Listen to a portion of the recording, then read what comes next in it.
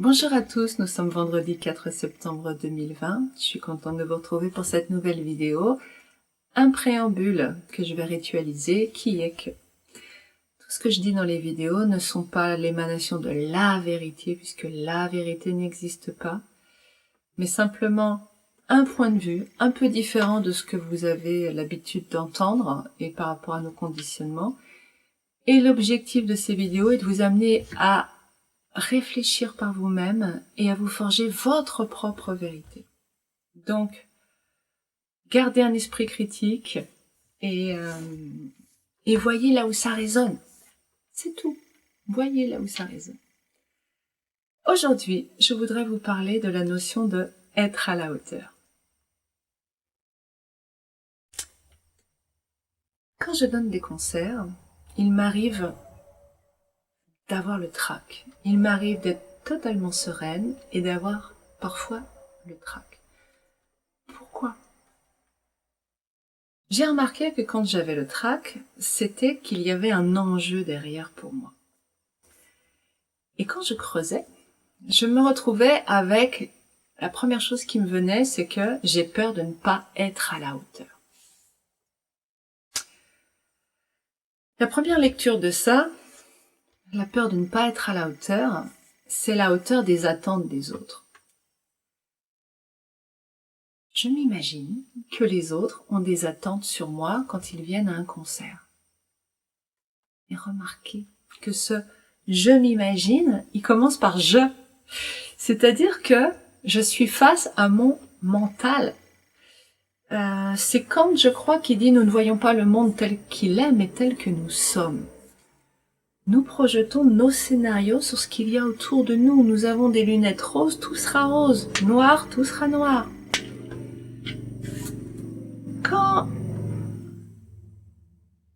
je regarde les gens qui viennent au concert, eh bien, je ne vois pas les gens. Je vois mon scénario sur les gens. J'imagine qu'ils ont des attentes sur moi.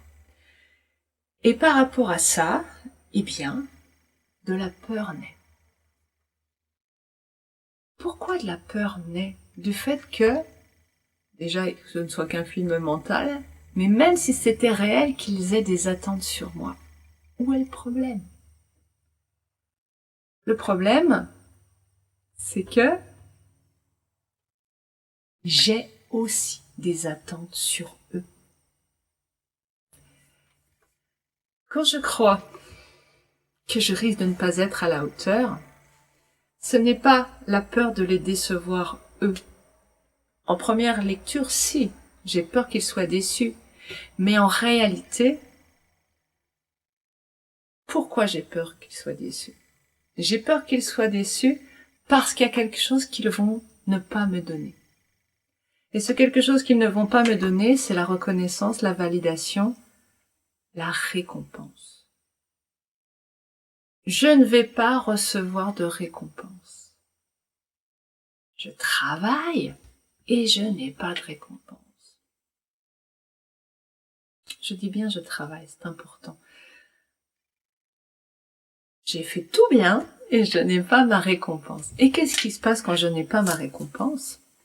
Eh bien, dans notre, vous connaissez cette fameuse croyance racine, puisque depuis le temps que j'en parle, j'espère qu'elle est bien claire. Bien, c'est récompensé. Mal, c'est puni. À partir du moment où je n'ai pas une récompense, je suis pas dans bien récompensé. Il n'y a que deux choix possibles dans notre système binaire, notre système de conditionnement. Je passe à pas récompensé, donc à mauvais. Donc je vais croire que c'est moi qui ai fait quelque chose de mal si je ne reçois pas ce que j'attends des autres. Ce que je dis là, c'est à généraliser, c'est-à-dire que chaque fois que vous croyez que vous n'avez pas, chaque fois que vous ne recevez pas ce que vous attendez des autres, vous croyez que vous avez fait quelque chose de mal, ou que vous n'êtes pas à la hauteur, ou que vous n'êtes pas quelqu'un de bien, etc. Qu'il y a un problème chez vous.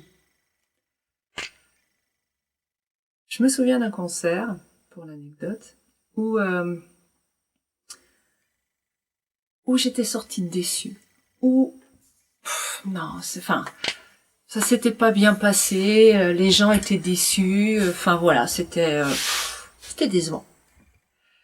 Et bon, ils avaient applaudi poliment, mais bon, voilà quoi, je sentais que c'était pas ça.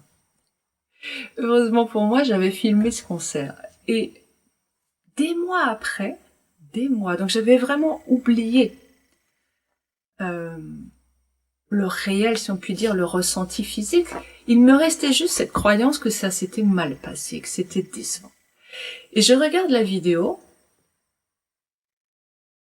et je tombe à la fin du concert, je vois des gens enthousiastes qui m'ont applaudi pendant plusieurs minutes.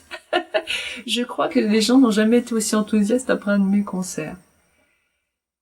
Et une réaction dans la réalité, donc du public, à l'opposé de ce que j'avais plaqué dessus. Dans la réalité, ces gens étaient manifestement extrêmement contents, extrêmement enthousiastes et m'ont applaudi chaleureusement. Alors, ça prouve, et j'ai un autre exemple là-dessus, ça prouve que quand on a une croyance et des attentes, ce qui est dans la réalité va laisser le pas à notre scénario mental. J'ai une élève en aquarelle qui ne reviendra pas cette année parce qu'elle ne se sent pas à la hauteur. Ok. Elle ne revient pas cette année, donc c'est quelque chose qui est plutôt négatif. Je ne le prends pas comme une récompense. Donc, c'est pas récompense. Deuxième solution, la seule qui reste dans notre système binaire, c'est donc que j'ai fait quelque chose de mal. Donc j'ai commencé à chercher qu'est-ce que j'ai fait de mal. Je l'ai pas assez valorisée, j'ai pas été assez présente pour elle. Donc le scénario de culpabilisation que nous avons encodé se met en place. Et puis à un moment donné, stop. Tout d'un coup, je prends conscience que je n'ai pas arrêté de la valoriser, d'essayer de la sortir de son scénario de « je suis pas à la hauteur », en lui montrant d'autres angles de vue, mais elle n'a jamais voulu sortir de ce scénario. Même quand tout le groupe lui disait « mais c'est super ce que tu as fait, waouh, c'est incroyable », elle était enfermée dans ce scénario. Donc, voilà 2 exemples pour vous dire que ce n'est pas les attentes des autres qui sont un problème. Ce sont nos propres attentes sur les attentes des autres ou sur ce qui doit se passer. Reprenons la responsabilité de « je ne suis pas à la hauteur ». Je ne suis pas à la hauteur, ça veut dire quoi? Ça veut dire je veux quelque chose et je ne l'ai pas. Et à partir de là, je prends le fouet, je me tape dessus parce que si je n'ai pas ce que je veux, je ne suis pas récompensée, donc je suis quelqu'un de mauvais. Je suis coupable de quelque chose. C'est notre fonctionnement, c'est dans la loi des hommes, la façon dont nous avons été conditionnés. Ce qui est une aberration. Notre sentiment de ne pas être à la hauteur n'est jamais justifié par les autres. Il est justifié par nos attentes sur nous-mêmes, parce que nous avons la croyance que l'amour se mérite. Bien sûr qu'il y a des gens qui vont dire « t'es nul, c'est pas ce que tu fais, c'est moche, etc. » Mais là, le problème n'est pas ce que dit l'autre. Le problème, et c'est pour ça que nous souffrons beaucoup dans nos relations aux autres, parce que nous avons des attentes comme quoi tout ce qui doit venir vers nous doit être positif, doit être de l'ordre de la récompense. Quand je me sens récompensée, je l'ai dit mais je veux le redire, encore une couche, quand je me sens récompensée, mon chakra du cœur s'ouvre parce que je mérite d'être aimée. C'est ça l'équation. Bien égale récompensé, mais récompensé égale bien. Je mérite d'être aimée. Donc, mon chakra du cœur a le droit de s'ouvrir et j'ai le droit de me connecter à cette source d'amour inconditionnel qui est là en permanence pour moi. C'est comme un frigo. remplie de bouteilles, et dans laquelle chaque fois que je prends une bouteille, il y en a une autre qui vient automatiquement prendre place. C'est ça l'amour inconditionnel. Mais je crois que pour ouvrir ce frigo, je dois avoir une autorisation extérieure. Alors que c'est mon frigo, il est chez moi, il est en permanence à côté de moi, j'ai juste à tendre la main et à ouvrir le frigo. Mais on m'a appris que l'amour se méritait, c'est-à-dire que je devais remplir des conditions avant d'ouvrir le frigo. Ça sort d'où? Quel est l'esprit tordu qui a inventé ça? L'amour inconditionnel veut dire que c'est un amour sans condition. Donc, par essence, ce frigo, je peux l'ouvrir tout le temps. Il peut même rester ouvert tout le temps. Et j'ai juste à prendre ce qui est là pour moi. L'amour inconditionnel, il dit pas toi oui, toi non. Parce qu'à partir du moment où je mets oui là et non là, ça veut dire que toi c'est non parce que tu ne remplis pas les conditions pour que je t'aime. Quand je crois que je ne suis pas à la hauteur, je crois qu'il y a donc des conditions à remplir pour avoir le droit d'aller dans mon frigo. Tout ce qui se passe du côté des autres n'est que, comment dire, un fantasme. En fait, c'est toujours de moi à moi-même. Me donnais-je le droit, c'est joliment dit, c'est français mais c'est joliment dit, me donnais-je le droit d'aller prendre la bouteille dans le frigo ou est-ce que je ne me le donne pas? Un peu en langage plus courant, c'est quand même plus facile. Est-ce que je me donne le droit? Est-ce que je ne me le donne pas? Les autres, là-dedans, ils ont le rôle que mon éducation m'a appris à leur laisser. Tu dois écouter papa, maman. Bim! Donc maintenant, j'ai acquis la croyance que je devais avoir l'aval des autres pour prendre dans le frigo. Je dois demander l'autorisation. Et regardez dans vos vies, combien de fois vous pensez avoir besoin de demander l'autorisation? Est-ce que je peux m'asseoir? Ça t'ennuie pas si j'ouvre la fenêtre? Est-ce que tu veux bien que? Est-ce que vous êtes d'accord si? Et dans les couples, c'est impressionnant. Ce côté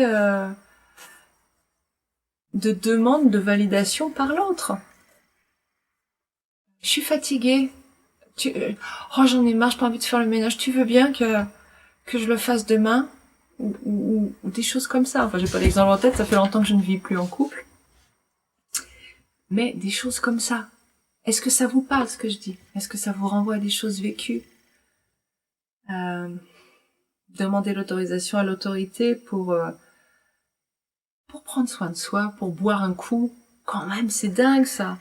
Boire de l'eau. Boire une petite bière si vous voulez, mais boire de l'eau. J'ai soif, je n'ose pas. C'est quand même un besoin primaire, boire. Aller aux toilettes aussi, besoin primaire. Et nous sommes dans un système où nous devons demander l'autorisation aux autres pour tout. Pourquoi? Parce que nous croyons que nous allons être soit punis, soit récompensés. Et si l'autre me gronde, je deviens un être mauvais qui n'a pas le droit de s'aimer, je ferme le chakra de mon cœur, je porte le poids de la culpabilité, jusqu'à temps que je reçoive une récompense qui va rouvrir mon chakra du cœur. Vous voyez la vie que ça nous fait, ça? Nous sommes des ânes. C'est soit le bâton, soit la carotte. Et on fonctionne comme ça, comme des ânes. Bâton, carotte. Vivre avec l'autre, quand je crois que je dois être à la hauteur, que je dois mériter, ça veut dire que je mets des attentes sur l'autre.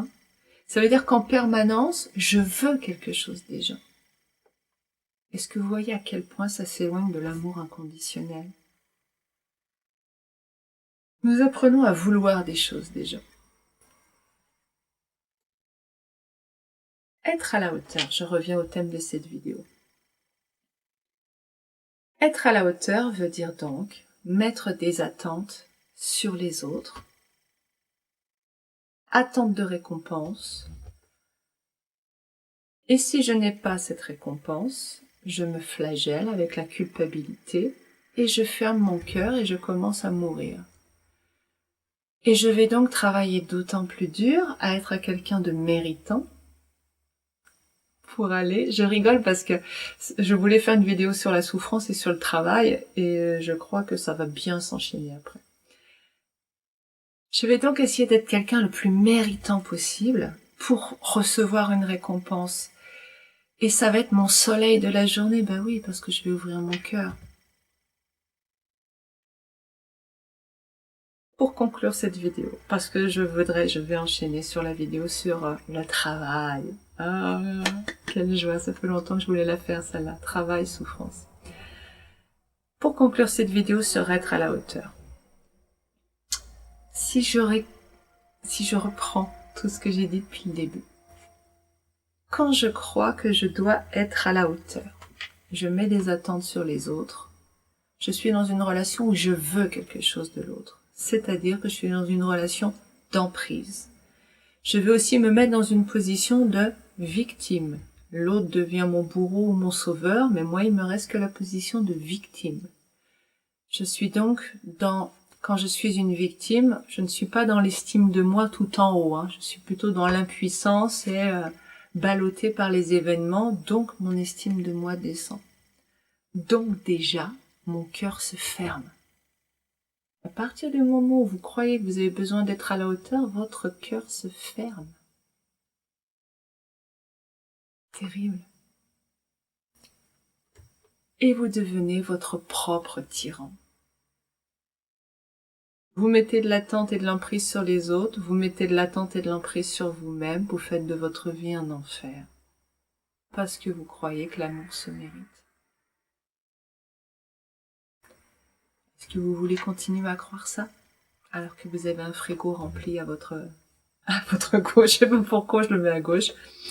Vous avez un frigo rempli à côté de vous et vous avez la possibilité d'en jouir en permanence, quoi. Je m'arrête là pour aujourd'hui, je vous laisse digérer tout ça et puis peut-être prendre conscience et observer dans votre vie cette notion d'être à la hauteur, de mériter, de faire ce qu'il faut et surtout cette notion d'attendre la récompense. Observez à quel point vous attendez constamment la récompense. Comment ce serait de vivre sans ça? Peut-être que la dernière chose, la première à faire pour vous là, c'est de vous demander comment vous vivriez si vous n'aviez plus à attendre la récompense. Et de voir ce qui se passe ensuite dans votre vie à vous. Soyez conscients. Belle semaine à vous et à bientôt.